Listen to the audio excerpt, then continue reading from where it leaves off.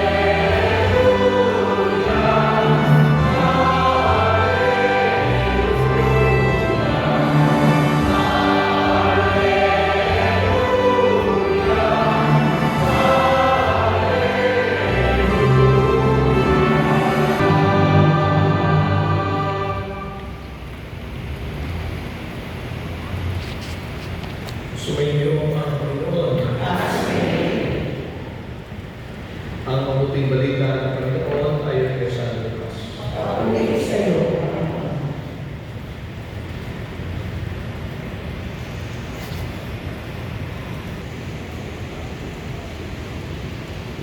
Ang mabuting balita ng Panginoon.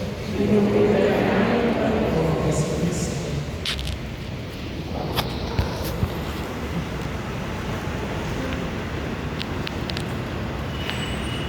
Sa kapistahan ni Apostol San Simon at San Judas, iyan yung aming patron ng aming ordinasyon. Kung kami ay naulinahan bilang pari. Talaga naman, si Bishop tinatawag talaga sa October 28 ang aming ordinasyon. Sabi niya siguro, kasi ito, sabi nga, sa seminaryo, mga pasang-awa ito. Mga pasang-awa. Pero sabi nga sa seminaryo na aming rector, lahat ng tayo ay pasang-awa ng Diyos. Lahat tayo nagkukulang at dahil sa kapag ng Diyos, tayo ay kanyang binigyan ng pagkakataon maging malaya. Amen? Kaya sa buhay ng aking ministry bilang pare, salamat at nakasampung taon na rin. Salamat sa Panginoon at nakaabot din ako ng 10 taon. Sabi ko nga sa sarili ko, pwede na ako magmayal ng sabatikalit. Kasi merong minimum requirement, kailangan naka 10 years ka na sa iyong ministry. Pwede ka na mag-file ng sabatikalit. Ewan ko lang kung makapabahan kasi hindi lang naman ako nag-iisa ng kapile.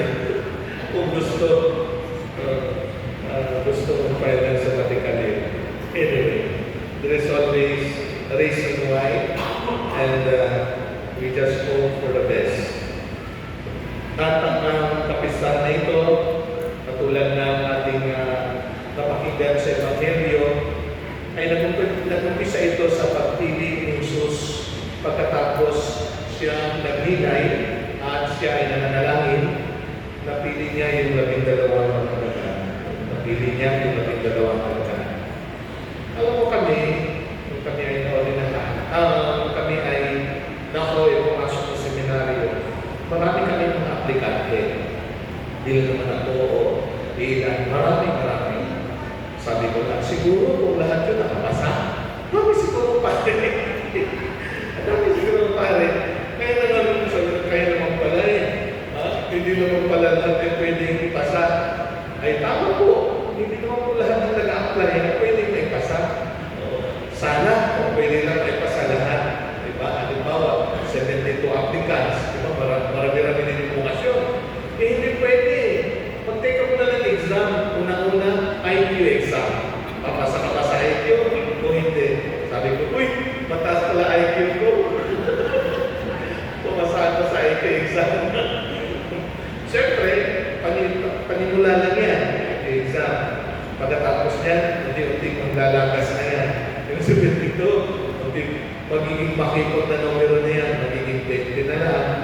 Hanggang sa kalaunan, ay yung mga final na nakapasa ay 12. Di ba? 12 mga alagad. Pagkatapos niyan, yung nagpakita sa unang araw, diba? Ng unang araw ng ika nga sa seminaryo, entrance ng seminaryo, 10. O 10 na lang ang nagpakita. Kasi deferred yung 2. Sa madaling salita, ay talagang andun yung ika nga, andun yung makita mo yung galaw ng Diyos kung paano niya pinili kung sino yung makapasok sa seminaryo, sa semestre na yan, sa taon na yan. So hindi lahat. Nangahulugan naman na yung mga iba na hindi nakapasa, hindi na sila nagpapare. Nagpapare pa rin. Hindi nga lang doon sa seminaryo kung saan ang ginamililaan. Nandun siguro marahil sa ibang mga seminaryo, nakapasa din sila. Kasi minsan, sa buhay, hindi naman lahat ng pagkakataon kung saan nag-apply ka dyan sa isang kumpanya, ay doon ka may pasok Pero si Lord na ito nga, dito ka muna ilagay, dito muna kita ilagay, minsan kabahagyan sa paghubo. At kung meron ka na experience, pwede ka na doon mag-apply sa isang kumpanya yung inahan. Marahil may mga ganyan ika na istorya sa buhay. At kung yun ang istorya ko, ay nung ako kami ay pumasok sampo, after 6 years, 2 na kami natira. Nauminahan from the diocese of Parañaque, kasama ko ngayon si Father Ernest Sigan, siya ang Paris Priest and Mary Mother of the Church. Pero sa batch namin na 10, 2 lang kami. Ang ika na nag-persist hanggang 6th year. Yung iba, sumunod lang sa amin. Hindi na sila naging kasama sa aming batch original. Bagkus, kinikilala pa rin namin sila, siyempre kabahagi ng aming batch sa unang pagkakataon na kami pumasok sa seminaryo. Imagine, sa 10, 2 na lang after 6 years. Ganun ba kamalis? Ganun ba kadali? Hindi po madali sa loob ng seminaryo. Paano yan, Father? Many are called, but you have chosen.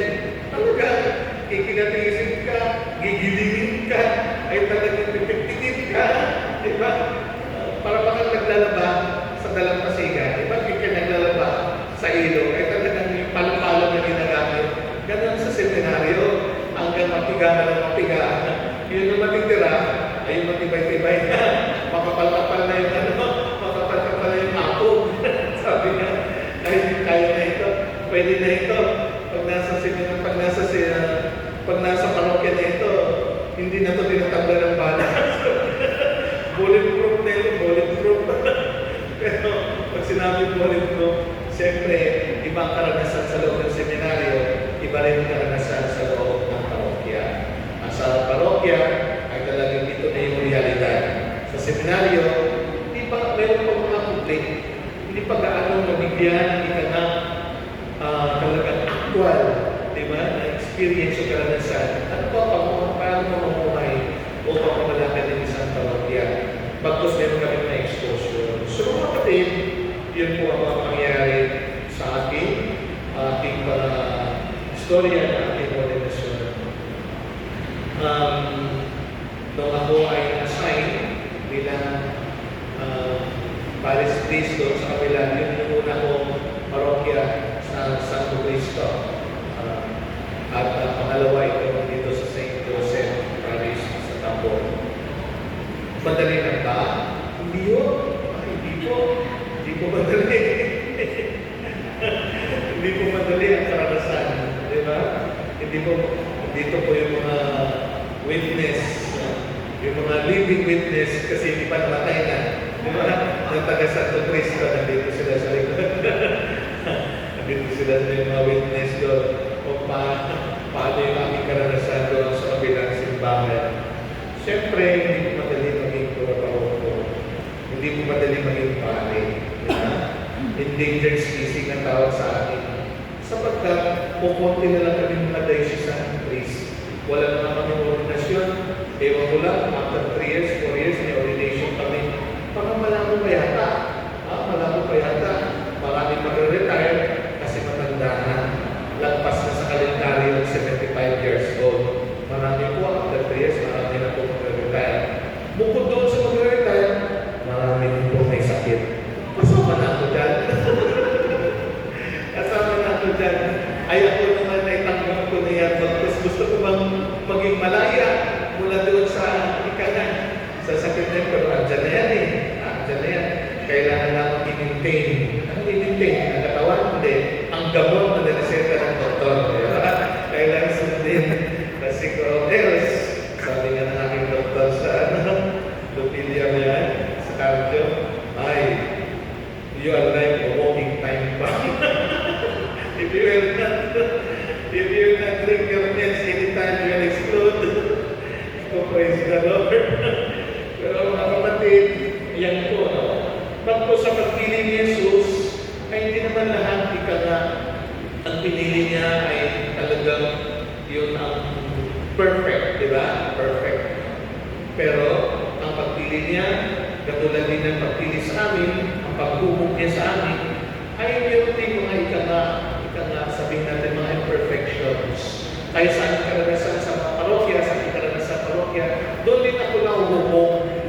Doon din ako nahuhubog, marami akong mga karanasan na kung saan ay talagang napapahubog. Ika na, nahuhubog ako, nagkikilala ko yung aking sarili at paano ba ako dapat bilang pare. One time, naalala ko ito namatay yung dalawang aso ko sabay-sabay. Di ba? Imagine, dalawang aso ko yung talaga ako namatay sabay-sabay. Di ba? Parang nangyata. Tapos nalaman ko na lang pag-isip ko sa umaga, saan yung aso ko? Nilibing na ko. Kahapon nandiyan lang yun, nilibing na kaya. Di ba? Talagang yun yun. Sabi ko parang gusto ko mag-ormin ko orientado ba yun? Lumabas ako. Sige, namatay sa aso ko. Alam nila yan kung ano nangyari sa akin, umakan. Si Father nagwawala na doon sa labas ng parokya. Nagtatanong sino umatay na.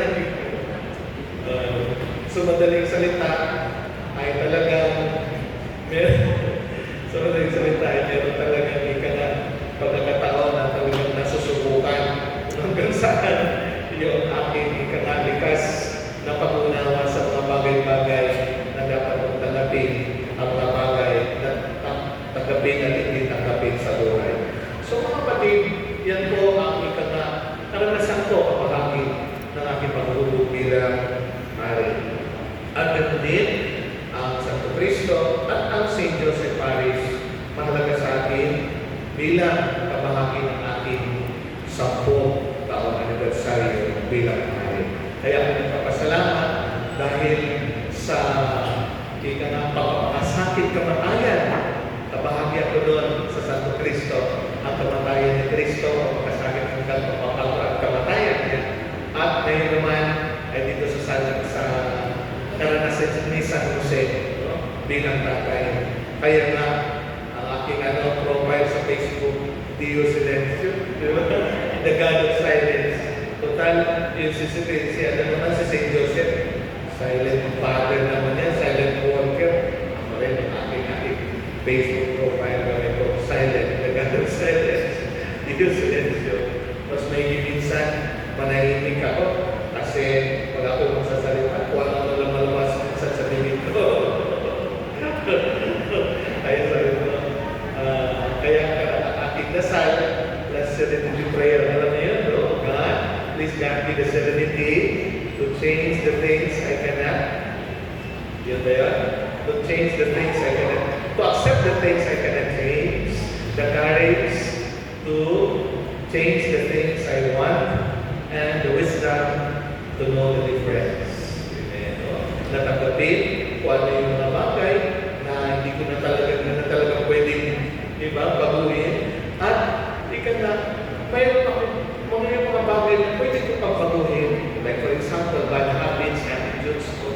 Yun lang yung bigyan ako ng kalakasan, bigyan ako ng takot na magagawa ko pa, mahuhong pa ako sa aking bilang pari ni Cristo. Amen. Diba? So mga kapatid, sa pagpatuloy ko, napasasalamat kay God sa lahat po ng kanyang pagpapala at lalo na sa aking pagkapari. Ako may na-overwhelm. Bakit nakaabot ako ng 10 taon. Pero sabi nga, mabilis na kasing panahon. Bakit mabilis ng panahon? Napakabilis ng panahon. Kaya sabi ko, magsa-10 taon na ko, ano kaya pwede kong gawin? Na kung sana hindi ko pa nagagawa.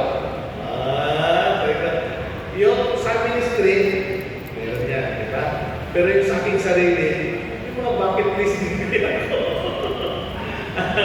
Kaya sabi ko, naku, minutol ko yan na, yung spoke sa motor, kasi mahilig ng motor. Minutol ko yan mag-isa, kung tag-tag mag-list. Talaga ko lang mag-isa.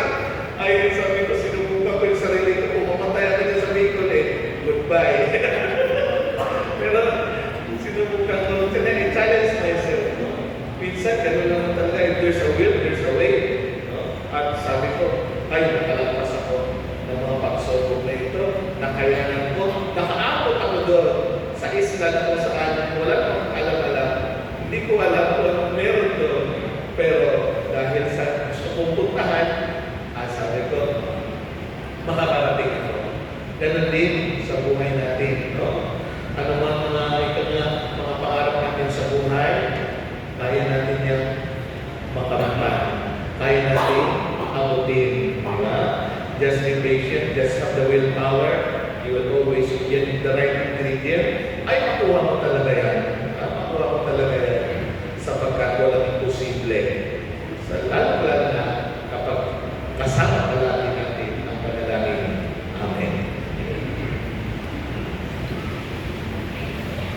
Para sa nawawalan ng pag-asa, sa tulong ng mga panalangin isa.